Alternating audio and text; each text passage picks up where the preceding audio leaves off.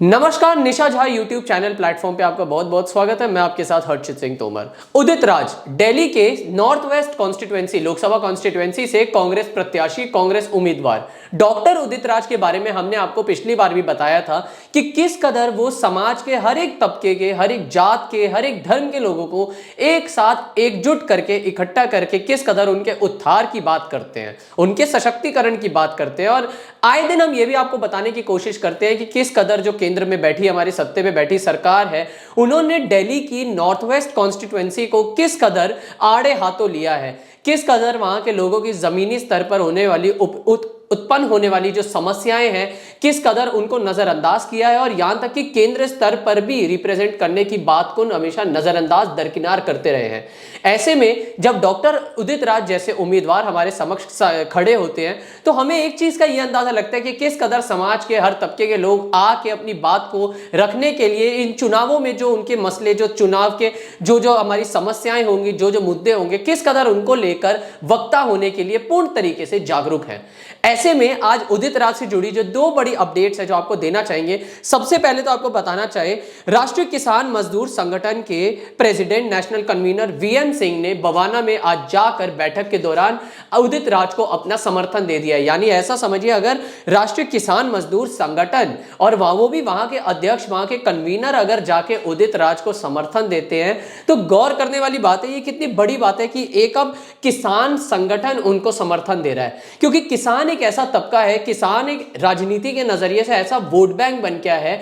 जिनको हर बार आड़े हाथों लेकर अपने अपने तरीके से राजनीति करी जाती है। हर एक नेता उनके नाम पे एक सॉफ्ट कॉर्नर बनाता है, हर एक नेता उनके नाम पे मैनिफेस्टो में एक जगह देता है, और जब जमीनी स्तर पर उनके लिए लाभ की बात होती है, जब उनके लिए नीति लागू करने की बात होती है, तो हम देखते हैं कि किस कदर उनको नजरअंदाज कर दिया जाता है। फिर 4 साल बाद चुनावों से एक कुछ महीने पहले या 1 साल पहले दोबारा उन किसानों को उस कदर भाव दिया जाता है, दोबारा उन किसानों के साथ मिला जाता है, लेकिन उन किसानों की जो जमीनी स्तर पे हालात हैं उनको नजरअंदाज कर दिया जाता है और जनता से भी उन्हें अनभिज्ञ रखा जाता है। ऐसे में अगर एक किसान संगठन के प्रेसिडेंट आकर उदित राज को समर्थन देते हैं तो इस बात का अंदाजा लगाया जा सकता है कि किस कदर उदित राज पे भरोसा है। कहा यह जाता है कि लाखों की अगर सभा होती है जिसमें हर धर्म का, हर प्रांत का, हर जात का युवक, हर जात का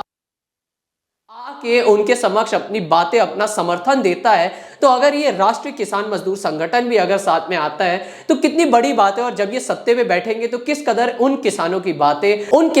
बातें, उन मासूम बेकसूर किसानों की बातें जिनको आए दिन किसान कानूनों के नाम पे धमकाया जाता है, जिनको महंगाई की मार झेलनी पड़ती है, सरप्लस की बात करते हैं, लेकिन जब बारिश आती है या फिर जब मौसम में एक ऐसी तब्दीली आती है जिससे फसल बर्बाद हो जाती है, तब उनको नजरअंदाज करने पे अगर उदित राज जैसे प्रत्याशी सत्ते में आते हैं तो किस कदर उनको भी एकजुट करके उनकी समस्या का समाधान लाने के लिए जागरूक किया जाएगा, हम लोगों के समक्ष ये बात सामने लाई जाएगी। बहुत बड़ी बात है। और अगर यहां पे अगर किसान मजदूर संगठन आता है तो एमएसपी जैसा मुद्दा जो आए दिन पिछले कुछ समय से काफी चल भी रहा है, जिसकी वजह से किसान बीजेपी सरकार से भी खफा है, नाराजगी जताती रही है, एमएसपी का भी एक पूर्ण समाधान हमारे सामने प्रस्तुत होगा। और एमएसपी का ही नहीं, जो किसान कानूनों के नाम पर जो कानून थे, शायद उन्हीं कानून को इन किसानों के हित में लाकर लागू करने की बात या अर्जी डाली जाए। बहुत बड़ी बात है। और यहां पे अब अगर किसान मजदूर संगठन एक साथ होता है उदित राज के साथ, समझा जा सकता है कि उदित राज पे एक भारत का वो तबका जिस पे 72 से 73% अर्थव्यवस्था निर्भर करती है,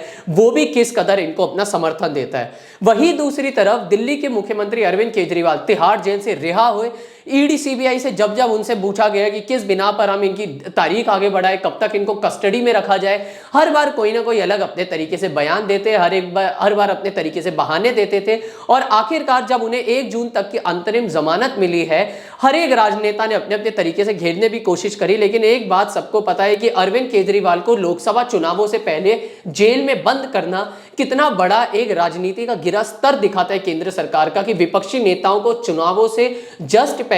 जेल में बंद कर देना। ऐसे में अरविंद केजरीवाल भी बाहर आते हैं और सीधी सी बात है, आम आदमी पार्टी और कांग्रेस दोनों 4 बनाम 3 सीटों पर लोकसभा के चुनाव दिल्ली से लड़ने वाली है। और उदित राज के बहुत अच्छे रिश्ते इस समय आम आदमी पार्टी के साथ भी दिखाई दे रहे हैं कांग्रेस का प्रत्याशी होकर। आप अंदाजा लगा सकते हैं कि इस बार वैसे जब एक कोई स्टेट होता है, कोई राज्य होता है जिसमें सीटों का बंटवारा होता है, तो 2 पार्टियां ऐसी राजनीति करती हैं कि जितना मिल जाए उतना भी काफी नहीं है। लेकिन ऐसे में उदित राज एक वो प्रत्याशी हैं जो विपक्षी पार्टियों के साथ भी रहकर, ये जान के भी कि पंजाब में गठबंधन तोड़ी गई है, ये सब जानकर भी इतने अच्छे रिश्ते हैं, क्योंकि अहम मकसद ही यही है, देश बचाना है, तानाशाही से देश को बचाना है, लोकतंत्र की होती हत्या बचानी है, महंगाई बेरोजगारी के जो मुद्दे हैं जिनसे आए दिन जनता को भटकाया जाता है, उन मुद्दों को उजागर करना है। इसलिए आम आदमी पार्टी के जो हमारे इस समय जो अध्यक्ष भी है अरविंद केजरीवाल, उनके साथ कल उदित राज एक बड़ी रैली करने वाले हैं। और ये संदेश दिखाता है कि दो अलग अलग पार्टियां एक साथ आ रही है देश के मुद्दों को लोगों के सामने लाने के लिए, ये बताने के लिए कि अब की बार